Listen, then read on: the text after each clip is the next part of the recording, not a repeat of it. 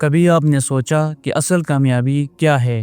ہم زندگی میں بہت کچھ حاصل کرنے کی دوڑ میں لگے رہتے ہیں، لیکن آخر میں کیا چیز ہمارے لیے سب سے زیادہ اہم ہوگی؟ ایک ایسی حدیث جو ایمان اور نجات کا اصل مفہوم سمجھاتی ہے۔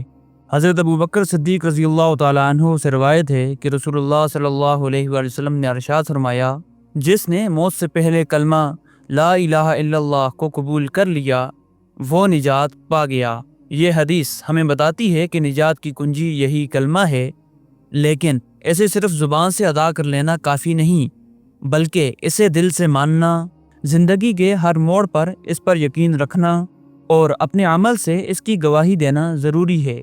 سوچیں، کیا ہم واقعی اللہ کو اپنا واحد رب مانتے ہیں؟ کیا ہمارے فیصلے، ہماری عادتیں اور ہمارا طرز زندگی اس بات کا ثبوت دیتے ہیں، یا ہم دنیا کی مصروفیات میں الجھ کر اصل مقصد کو بھول چکے ہیں؟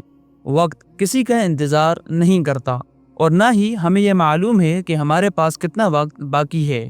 اپنے دل کو اللہ کی طرف موڑیں اور اس کلمے کو اپنی زندگی کا حصہ بنا لیں، کیونکہ یہی وہ روشنی ہے جو ہمیں دنیا اور آخرت میں کامیابی کی راہ دکھائے گی۔